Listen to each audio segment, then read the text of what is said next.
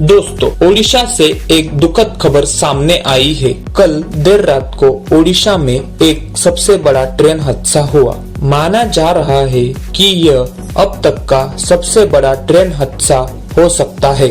मृतकों की संख्या बढ़ती ही जा रही है। अभी लेटेस्ट न्यूज के आधार पर 300 लोगों की कम से कम मृत्यु हुई है, ऐसा कहा जा रहा है। हो सकता है कि आप ये वीडियो बाद में देख रहे हो, तब मृतकों की संख्या में इजाफा हुआ होगा। चलिए दोस्तों, जानते हैं यह हादसा कैसे हुआ। दोस्तों, यहाँ पे आप देखोगे यह ओडिशा का मैप है और आप नॉर्थ ईस्टर्न साइड में देखोगे तो आपको बालेश्वर नाम का एक डिस्ट्रिक्ट दिखाई देगा। उसी डिस्ट्रिक्ट के बाहंगर में 3 ट्रेनों का एक्सीडेंट हुआ है।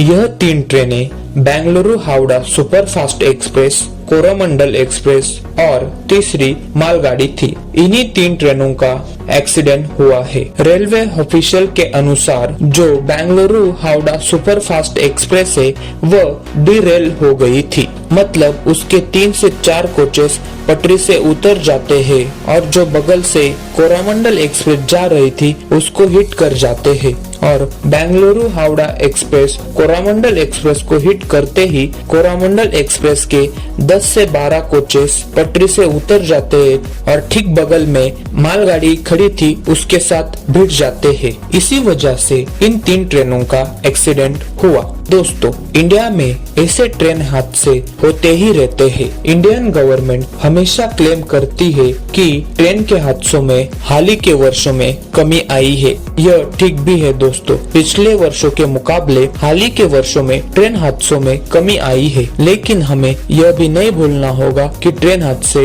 हो ही रहे हैं। दोस्तों, कड़वा है मगर सच है, इंडियन रेलवेज बीमार हो गई है। हमें पूरी नहीं लेकिन कुछ जगह पर सिस्टम को बदलना होगा। इंडियन रेलवेज के इंडिया में कुल 19 जोन है और 17 डिविजन्स में इंडियन रेलवे डिवाइडेड है। सबसे बड़ा डिवीजन नॉर्थर्न डिवीजन है और सबसे छोटा डिवीजन कोकन डिवीजन है। इससे आपको पता चलता होगा दोस्तों, इंडिया का नेटवर्क बहुत बड़ा नेटवर्क है। लगभग 68,000 किलोमीटर तक इंडियन रेलवेज का नेटवर्क है और लगभग इंडिया में 23,000 ट्रेन पटरियों पर दौड़ती है। इसमें से 13,000 पैसेंजर ट्रेन है और बाकी मालगाड़ियां है। अभी हाल ही के दिनों में इंडियन रेलवेज कुछ बड़े चैलेंजेस को फेस कर रही है। पहला, ओवरक्राउडिंग। इंडियन रेलवेज के सामने सबसे बड़ा चैलेंज है ओवरक्राउडिंग। दोस्तों, आपने जनरल कोचेस में ट्रैवल किया ही होगा तो आपको पता होगा कितना ओवरक्राउडिंग होता है। हम भारतीय अब 140 करोड़ हो चुके हैं। इसकी वजह से इंडियन रेलवेज को ओवरक्राउडिंग का सामना करना पड़ता है। इंडियन रेलवेज के सामने दूसरा सबसे बड़ा चैलेंज है इंफ्रास्ट्रक्चर। जितने ट्रैक्स